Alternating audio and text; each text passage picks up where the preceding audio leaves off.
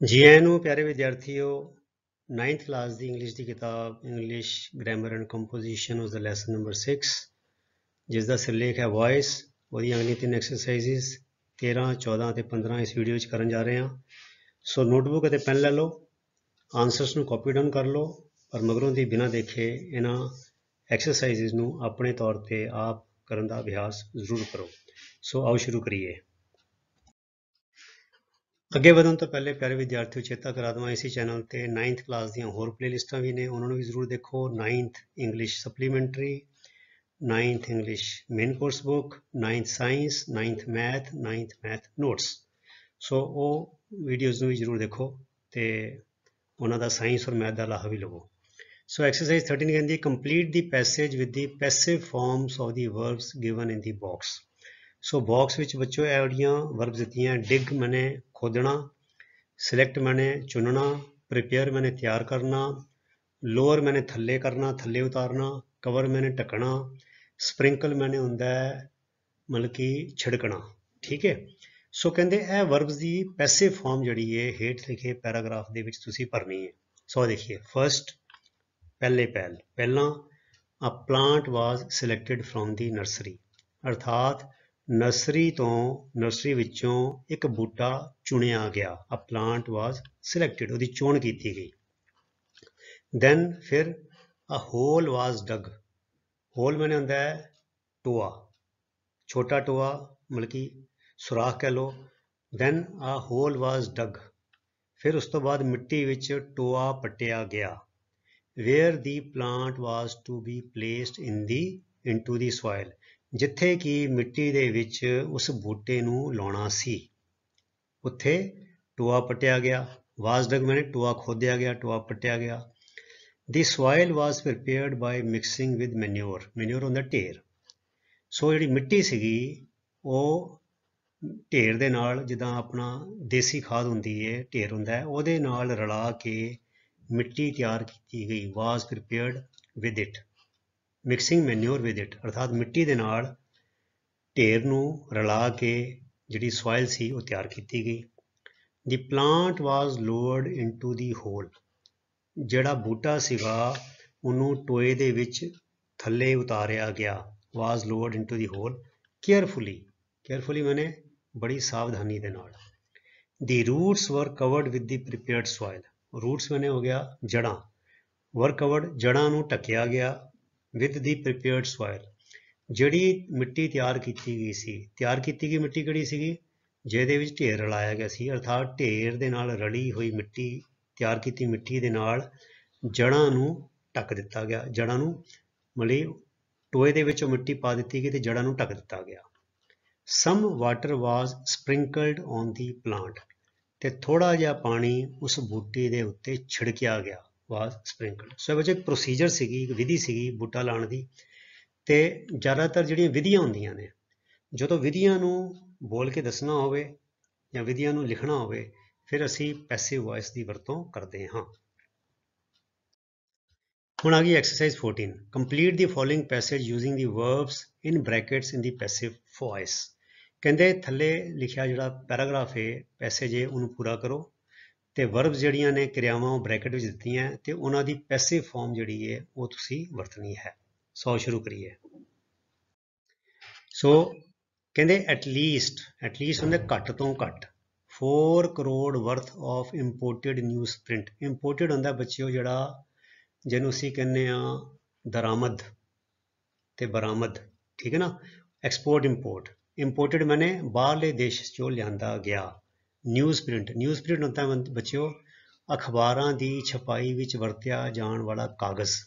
ਇਹ ਬੜਾ ਹਲਕੇ ਕਿਸਮ ਦਾ ਸਸਤਾ ਕਾਗਜ਼ ਹੁੰਦਾ ਹੈ, ਕਿਉਂਕਿ ਅਖਬਾਰਾਂ ਤੇ ਬਹੁਤ ਵੱਡੀ ਗਿਣਤੀ ਛਪਦੀਆਂ ਤੇ ਪੜ੍ਹ ਕੇ ਅਖਬਾਰ ਨੂੰ ਰੱਦੀ 'ਚ ਛੱਡ ਦੇਣਾ ਹੁੰਦਾ ਹੈ, ਇਸ ਕਰਕੇ ਇਹਨਾਂ ਲਈ ਬਹੁਤ ਮਹਿੰਗਾ ਪੇਪਰ ਨਹੀਂ ਵਰਤਿਆ ਜਾਂਦਾ। ਸੋ ਨਿਊਜ਼ ਪ੍ਰਿੰਟ ਨੂੰ ਕਹਿੰਦੇ ਆ ਅਖਬਾਰਾਂ ਵਿੱਚ ਵਰਤਿਆ ਜਾਣ ਵਾਲਾ ਪੇਪਰ, ਤੇ ਇਹ ਇੰਪੋਰਟ ਹੁੰਦਾ, ਇੰਪੋਰਟਡ ਨਿਊਜ਼ ਪ੍ਰਿੰਟ, ਅਰਥਾਤ ਬਾਹਰਲੇ ਦੇਸ਼ਾਂ 'ਚੋਂ ਆਇਆ ਅਖਬਾਰਾਂ ਵਾਲਾ ਕਾਗਜ਼ ਘੱਟ ਤੋਂ ਘੱਟ 4 ਕਰੋੜ ਦੀ ਕੀਮਤ ਦਾ। ਵਾਜ਼ ਡਿਸਟਰੋਇਡ, ਤਬਾਹ ਹੋ ਗਿਆ। ਇਨ ਯੈਸਟਰਡੇਜ਼ ਫਾਇਰ, ਕੱਲ ਦੀ ਅੱਗ ਵਿੱਚ। ਇਨ ਵਨ ਆਫ ਦੀ ਗੋਡਾਊਨਸ, ਇੱਕ ਗੋਦਾਮ ਵਿੱਚ। ਆਊਟਸਾਈਡ ਕੋਚੀਨ ਪੋਰਟ, ਕੋਚੀਨ ਬੰਦਰਗਾਹ ਦੇ ਬਾਹਰ ਇੱਕ ਗੋਦਾਮ ਵਿੱਚ ਕੱਲ ਦੀ ਅੱਗ ਕਰਕੇ ਘੱਟ ਤੋਂ ਘੱਟ 4 ਕਰੋੜ ਦਾ ਜਿਹੜਾ ਅਖਬਾਰੀ ਕਾਗਜ਼ ਸੀ ਜਿਹੜਾ ਬਾਹਰੋਂ ਦੀ ਆਇਆ ਸੀਗਾ ਉਹ ਤਬਾਹ ਹੋ ਗਿਆ। ਦੀ ਫਾਇਰ ਵਿਚ ਬ੍ਰੋਕ ਆਊਟ, ਅੱਗ ਜਿਹੜੀ ਭੜਕੀ ਇਨ ਦੀ ਆਫਟਰਨੂਨ, ਦੁਪਹਿਰ ਵੇਲੇ, ਵਾਜ਼ ਬ੍ਰੌਟ, ਬ੍ਰਿੰਗ ਤੋਂ ਬਣ ਗਿਆ ਵਾਜ਼ ਬ੍ਰੌਟ, ਅੰਡਰ ਕੰਟਰੋਲ, ਕਾਬੂ ਵਿੱਚ ਲਿਆ ਲਈ ਗਈ, ਬ੍ਰੌਟ ਅੰਡਰ ਕੰਟਰੋਲ ਮੈਨੇ ਉਹਨੂੰ ਕਾਬੂ ਵਿੱਚ ਲੈ ਲਿਆ ਗਿਆ, ਓਨਲੀ ਦਿਸ ਮਾਰਨਿੰਗ, ਸਿਰਫ ਇਸ ਸਵੇਰ, ਅਰਥਾਤ ਕੱਲ ਦੁਪਹਿਰ ਦੀ ਅੱਗ ਲੱਗੀ, ਇਸ ਸਵੇਰ ਕਾਬੂ ਵਿੱਚ ਆਈ। ਫਾਇਰ ਫਾਈਟਿੰਗ ਆਪਰੇਸ਼ਨਸ, ਅਰਥਾਤ ਅੱਗ ਦੇ ਨਾਲ ਜੱਦੋ-ਜਹਿਦ ਕਰਨ ਵਾਲੇ ਜਿਹੜੀ ਗਤੀਵਿਧੀਆਂ ਸੀ, ਵਰ ਹੈਂਪਰਡ ਮੈਨੇ ਉਹਨਾਂ 'ਚ ਅੜਿੱਕੇ ਪਏ, ਹੈਂਪਰਿੰਗ ਹੁੰਦਾ ਅੜਿੱਕਾ ਪਾਉਣਾ, ਵਰ ਹੈਂਪਰਡ ਕਦੇ ਕਰਕੇ ਬਾਈ ਦੀ ਡਿਲੇ, ਹੈਂਪਰ ਮੈਨੇ ਅੜਿੱਕਾ ਪਾਉਣਾ, ਵਰ ਹੈਂਪਰਡ ਫਾਇਰ ਫਾਈਟਿੰਗ ਆਪਰੇਸ਼ਨਸ ਗਤੀਵਿਧੀਆਂ, ਬਹੁਵਚਨ ਇਸ ਕਰਕੇ ਵਰ ਹੈਗਾ, ਵਰ ਹੈਂਪਰਡ ਬਾਈ ਦੀ ਡਿਲੇ ਮੈਨੇ ਦੇਰੀ, ਐਂਡ ਡਿਫਿਕਲਟੀ ਮੈਨੇ ਔਖ, ਕਾਹਦੀ ਦੇਰੀ ਤੇ ਕਾਹਦੀ ਔਖ, in removing the huge newsprint rolls from outside the godown, ਗੋਦਾਮ ਦੇ ਬਾਹਰਲੇ ਪਾਸੇ ਬੜੇ ਵੱਡੇ ਭਾਰੇ ਜਿਹੜੇ ਅਖਬਾਰੀ ਕਾਗਜ਼ ਦੇ ਰੋਲ ਸੀਗੇ, ਉਹਦੇ ਗੋਲੇ ਸੀਗੇ, ਜਿਹੜੀਆਂ ਪੜੂਏ ਬਣੇ ਸੀ, ਮਤਲਬ ਰੋਲ ਕੀਤਾ ਹੁੰਦਾ ਨਾ, ਰੋਲ ਵਿੱਚ ਆਉਂਦਾ, ਤੇ ਉਹਦੇ ਰੋਲ ਜਿਹੜੇ ਸੀ ਬਾਹਰ ਪਏ ਸੀ ਤੇ ਉਹਨਾਂ ਨੂੰ ਹਟਾਉਣਾ ਸੀਗਾ, ਉਹ ਮੋਰੇ ਅੜਿੱਕਾ ਪਾਉਂਦੇ ਸੀਗੇ, ਉਹਨਾਂ ਨੂੰ ਹਟਾਉਣਾ ਪਿਆ ਤੇ ਫਿਰ ਫਾਇਰ ਫਾਈਟਿੰਗ ਅੰਦਰ ਕਰਨੀ ਸੀਗੀ, ਫਿਰ ਉਹਨਾਂ ਨੇ ਅੰਦਰ ਪਾਣੀ ਪਾਉਣਾ ਸੀਗਾ। ਸੋ ਉਹ ਜਿਹੜੀ ਦੇਰੀ ਹੋਈ ਤੇ ਜਿਹੜੀ ਔਖ ਹੋਈ ਉਹਨਾਂ ਰੋਲਸ ਨੂੰ ਹਟਾਉਣ ਲਈ, ਉਹਦੇ ਕਰਕੇ ਜਿਹੜੀ ਹੈ ਅੱਗ ਲੜਨ ਦੀ, ਅੱਗ ਦੇ ਨਾਲ ਜੱਦੋ-ਜਹਿਦ ਕਰਨ ਦੀ ਜਿਹੜੀ ਗਤੀਵਿਧੀਆਂ ਸੀ ਉਹਨਾਂ ਵਿੱਚ ਅੜਿੱਕੇ ਪਏ। ਦੀ ਗੋਡਾਊਨ ਹੈਡ ਬੀਨ ਹਾਇਰਡ, ਜਿਹੜਾ ਗੋਦਾਮ ਸੀ ਇਹ ਕਿਰਾਏ ਤੇ ਲਿਆ ਗਿਆ ਸੀ, for the Hindustan news print ਵਾਸਤੇ, ਕਿਹਦੇ ਦੁਆਰਾ, by a private clearing and forwarding agent. Clearing and forwarding agent ਹੁੰਦੇ ਬੱਚੇ ਜਿਹੜੇ ਐਕਸਪੋਰਟ ਇੰਪੋਰਟ ਦਾ ਕੰਮ ਜਿਹੜਾ ਹੈ ਉਹਨੂੰ ਸਰਕਾਰੀ ਤੌਰ ਤੇ ਜੋ ਜਿਹੜੀਆਂ ਕਾਗਜ਼ੀ ਕਾਰਵਾਈਆਂ ਨੇ ਉਹ ਕੰਮ ਪੂਰੀਆਂ ਕਰਦੇ ਨੇ, ਕਿ ਇਹ ਐਕਸਪੋਰਟ ਦਾ ਤੇ ਇੰਪੋਰਟ ਦਾ ਕੰਮ ਦੇ ਵਿੱਚ ਜਿਹੜੀ ਕਾਗਜ਼ੀ ਕਾਰਵਾਈ ਹੁੰਦੀ ਹੈ, ਸਰਕਾਰ ਦੇ ਨਾਲ ਜਿਹੜਾ ਇੱਕ ਲਿੰਕ ਬਣਨਾ ਹੁੰਦਾ ਹੈ, ਉਹ ਰਜਿਸਟਰਡ ਏਜੰਟ ਹੁੰਦੇ ਨੇ, ਕਲੀਅਰਿੰਗ ਐਂਡ ਫਾਰਵਰਡਿੰਗ ਏਜੰਟ, ਉਹ ਇਹ ਕੰਮ ਕਰਦੇ ਨੇ। ਸੋ ਇੱਕ ਪ੍ਰਾਈਵੇਟ ਜਿਹੜੀ ਕਲੀਅਰਿੰਗ ਫਾਰਵਰਡਿੰਗ ਏਜੰਟ ਨੇ ਇਸ ਗੋਦਾਮ ਨੂੰ ਹਿੰਦੁਸਤਾਨ ਨਿਊਜ਼ ਪ੍ਰਿੰਟ ਵਾਸਤੇ ਕਿਰਾਏ ਤੇ ਲਿਆ ਹੋਇਆ ਸੀ। ਦੀ port operations have been affected, ਹੁਣ ਕਹਿ ਰਹੇ ਨੇ ਕਿ ਹੁਣ ਬੰਦਰਗਾਹ ਦੇ ਜਿਹੜੇ ਗਤੀਵਿਧੀਆਂ ਨੇ, ਬੰਦਰਗਾਹ ਦਾ ਜਿਹੜਾ ਕੰਮਕਾਰ ਹੈ, ਹੈਵ ਬੀਨ ਅਫੈਕਟਡ, ਉਹ 'ਤੇ ਮਾੜਾ ਅਸਰ ਪਿਆ ਹੈ, ਡਿਊ ਟੂ ਦੀ ਇੰਸੀਡੈਂਟ, ਇਸ ਘਟਨਾ ਕਰਕੇ ਜਿਹੜੇ ਪੋਰਟ ਦੇ ਆਪਰੇਸ਼ਨਸ ਨੇ ਉਹਨਾਂ 'ਤੇ ਮਾੜਾ ਅਸਰ ਪਿਆ ਹੈ। ਠੀਕ ਹੈ, ਅੱਗੇ ਚਲੀਏ। ਹੁਣ ਆ ਗਈ ਐਕਸਰਸਾਈਜ਼ ਨੰਬਰ 15 ਆਖਰੀ। So read the following set of instructions, ਅਰਥਾਤ ਹੇਠ ਲਿਖੀਆਂ ਜਿਹੜੀਆਂ ਹਿਦਾਇਤਾਂ ਨੇ ਉਹਨਾਂ ਦਾ ਜਿਹੜੀ ਹੈ ਸੂਚੀ ਹੈ, ਸੈੱਟ ਹੈ, ਪੜ੍ਹੋ। For the servicing of N air conditioner, ਕਿਸੇ ਏਅਰ ਕੰਡੀਸ਼ਨਰ ਦੀ ਜਿਹੜੀ ਸਰਵਿਸ ਹੈ ਉਹ ਕਿੱਦਾਂ ਕੀਤੀ ਜਾਂਦੀ ਹੈ ਉਹਦੇ ਬਾਰੇ ਹਿਦਾਇਤਾਂ ਨੇ। And complete the paragraph that ਫੋਲੋਜ਼, ਤੇ ਇਸ ਤੋਂ ਅੱਗੇ ਜਿਹੜਾ ਫਿਰ ਪੈਰਾਗ੍ਰਾਫ ਦਿੱਤਾ ਹੋਇਆ ਹੈ ਉਹਨੂੰ ਪੂਰਾ ਕਰੋ।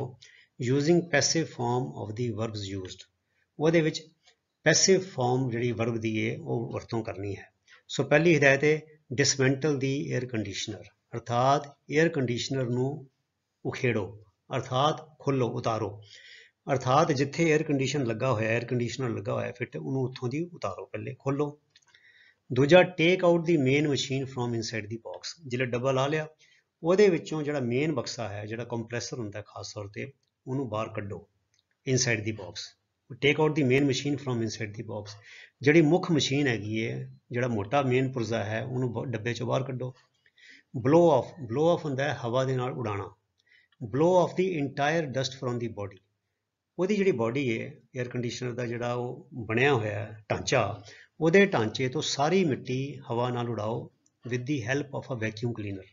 ਵੈਕਿਊਮ ਕਲੀਨਰ ਹੁੰਦਾ ਬੱਚਾ ਜਿਹੜਾ ਪਲੱਗ ਦੇ ਨਾਲ ਲਾ ਦਈਦਾ ਬਿਜਲੀ ਨਾਲ, ਤੇ ਪੱਖਾ ਚੱਲਦਾ ਹੈ ਤੇ ਹਵਾ ਸੋਖਦਾ ਵੀ ਹੈ ਤੇ ਹਵਾ ਛੱਡਦਾ ਵੀ ਹੈ, ਤੇ ਹਵਾ ਮਾਰ ਕੇ ਵੈਕਿਊਮ ਕਲੀਨਰ ਦੇ ਨਾਲ ਉਹਦੀ ਸਾਰੀ ਮਿੱਟੀ ਉਡਾਓ।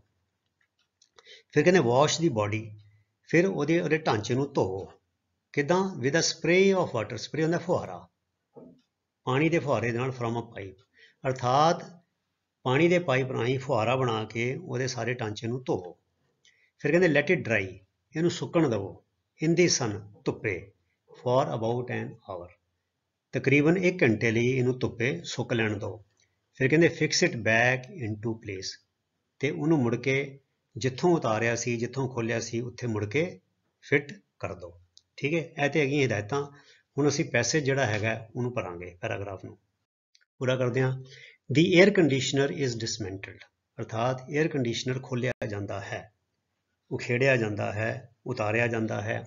ਦੀ main machine is taken out from inside the box, ਡੱਬੇ ਦੇ ਅੰਦਰੋਂ ਦੀ ਜਿਹੜਾ ਉਹਦਾ ਸਟੀਲ ਦਾ ਟਿਨ ਦਾ ਡੱਬਾ ਬਣਿਆ ਹੋਇਆ, ਉਹਦੇ ਵਿੱਚੋਂ ਜਿਹੜੀ ਮੇਨ ਮਸ਼ੀਨ ਹੈ, ਕੰਪਰੈਸਰ ਮਸ਼ੀਨ ਹੈ, ਉਹਨੂੰ ਬਾਹਰ ਕੱਢਿਆ ਜਾਂਦਾ ਹੈ। The entire dust from the body is blown off with the help of a vacuum cleaner, vacuum cleaner ਦੀ ਮਦਦ ਦੇ ਨਾਲ ਉਹਦੇ ਢਾਂਚੇ ਤੋਂ ਸਾਰੀ ਮਿੱਟੀ ਉਡਾਈ ਜਾਂਦੀ ਹੈ। The body is washed with a spray of water from a pipe, ਇੱਕ ਪਾਈਪ ਤੋਂ ਫੁਹਾਰੇ, ਪਾਣੀ ਦੇ ਫੁਹਾਰੇ ਦੀ ਮਦਦ ਦੇ ਨਾਲ ਉਹਦਾ ਸਾਰਾ ਢਾਂਚਾ ਧੋਤਾ ਜਾਂਦਾ ਹੈ। ਇਟ ਇਜ਼ ਦੈਨ ਡਰਾਈਡ ਇਨ ਦੀ ਸਨ, ਫਿਰ ਇਹਨੂੰ ਧੁੱਪ ਦੇ ਵਿੱਚ ਸੁਕਾਇਆ ਜਾਂਦਾ ਹੈ। ਫॉर ਅਬਾਊਟ ਐਨ ਆਰ, ਤਕਰੀਬਨ 1 ਘੰਟੇ ਲਈ। It is now fixed back into place, ਹੁਣ ਇਹਨੂੰ ਮੁੜ ਕੇ ਆਪਣੀ ਥਾਂ ਤੇ ਦੁਬਾਰਾ ਫਿੱਟ ਕਰ ਦਿੱਤਾ ਜਾਂਦਾ ਹੈ। ਸੋ ਇਸ ਤਰ੍ਹਾਂ ਬੱਚਿਓ, ਬੜੀ ਵਧੀਆ ਐਕਟੀਵਿਟੀਜ਼ ਹੈ, ਮੈਂ ਬਾਰ-ਬਾਰ ਕਹਿ ਰਿਹਾ, ਇਹਨਾਂ ਦਾ ਅਭਿਆਸ ਤੁਸੀਂ ਜ਼ਰੂਰ ਕਰੋ। ਤੁਹਾਡੀ ਲਿਖਤੀ ਅੰਗਰੇਜ਼ੀ ਤੇ ਬੋਲਚਾਲ ਦੀ ਅੰਗਰੇਜ਼ੀ ਦਾ ਅਭਿਆਸ ਕਰਨ ਲਈ ਇਹ ਸਾਰੀਆਂ ਐਕਸਰਸਾਈਜ਼ਸ ਤੁਹਾਡੇ ਬਹੁਤ ਕੰਮ ਆਉਣਗੀਆਂ। ਪਰ ਕਰੋ ਇਹਨਾਂ ਨੂੰ ਐਵੇਂ ਬੱਧੇ ਰੁੱਧੇ ਹੋ ਕੇ ਨਾ ਕਰੋ, ਸਿਰਫ ਇਸ ਕਰਕੇ ਨਾ ਕਰੋ ਕਿ ਹੋਮਵਰਕ ਕਰਨਾ ਹੈ। ਇਹਨਾਂ ਨੂੰ ਰੀਝ ਦੇ ਨਾਲ ਕਰੋ, ਰੁਚੀ ਪੈਦਾ ਕਰੋ, ਮਨ ਮਾਰ ਕੇ ਆਦਤ ਪਾਓ। ਜਿਹੜੇ ਤੁਸੀਂ ਮਨ ਮਾਰ ਕੇ ਇਹਨਾਂ ਨੂੰ ਪੜ੍ਹੋਗੇ, ਕਰੋਗੇ, ਤੁਹਾਡੀ ਰੁਚੀ ਬਣਦੀ ਜਾਏਗੀ, ਫਿਰ ਤੁਹਾਨੂੰ ਇਹ ਕਰਕੇ ਬੜਾ ਚੰਗਾ ਲੱਗੇਗਾ। ਸੋ ਇਸੇ ਤਰ੍ਹਾਂ ਤੁਸੀਂ ਨੇਮ ਦੇ ਨਾਲ, ਅਨੁਸ਼ਾਸਨ ਦੇ ਨਾਲ ਆਪਣੀ ਪੜ੍ਹਾਈ ਕਰੀ ਚਲੋ, ਤੇ ਅਗਲੇ ਵੀਡੀਓਜ਼ ਤੱਕ ਲਈ ਗੁੱਡ ਬਾਏ। ਤੁਹਾਡਾ ਸਾਰਿਆਂ ਦਾ ਬਹੁਤ ਬਹੁਤ ਧੰਨਵਾਦ। ਰੱਬ ਰਾਖਾ। Thank you very much.